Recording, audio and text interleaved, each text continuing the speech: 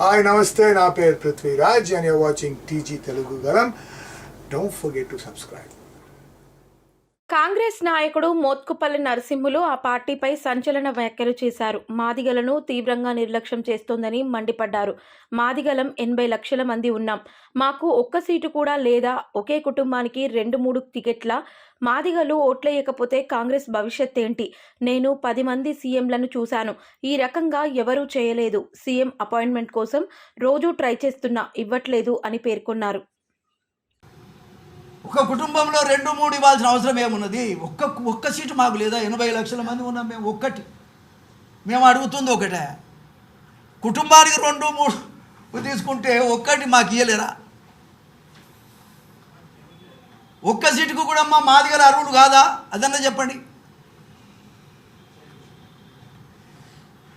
మాకు కూడా న్యాయం చేయండి, మా కులానికి కూడా న్యాయం చేయండి.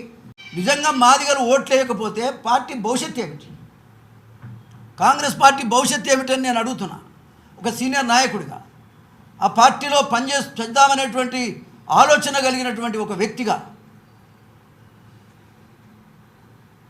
పార్టీ భవిష్యత్తు ఏమిటి? ఇంతవరకు ఎవరైనా ఈ రకమైన నిర్ణయం తీసుకున్నారా? నేను 10 మంది ముఖ్యమంత్రులను చూశాను, ఎవరు కూడా ఈ రకమైన నిర్ణయం అయితే జరగలేదు. మరి ఇది ఏ రకమైనటువంటి నిర్ణయం అనేటువంటిది ముఖ్యమంత్రి గారు ఆలోచన చేయాలని నేను విజ్ఞప్తి చేస్తా ఉన్నా. కాంగ్రెస్ పార్టీ 4 కాళ్ళ పాటు ఉండాలని కదా మేము కాంగ్రెస్ పార్టీలోకి వచ్చింది.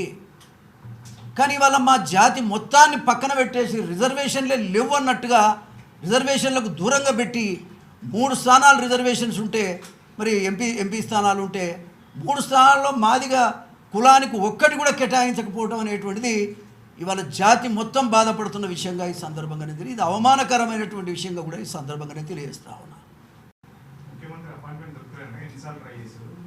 అరే ఎన్నిసార్లు నేను రోజు అంటుంటే మళ్ళీ ఎన్నిసార్లు అంటారు? ఎందుకు ఇస్తాడో నాకు తెలియదు.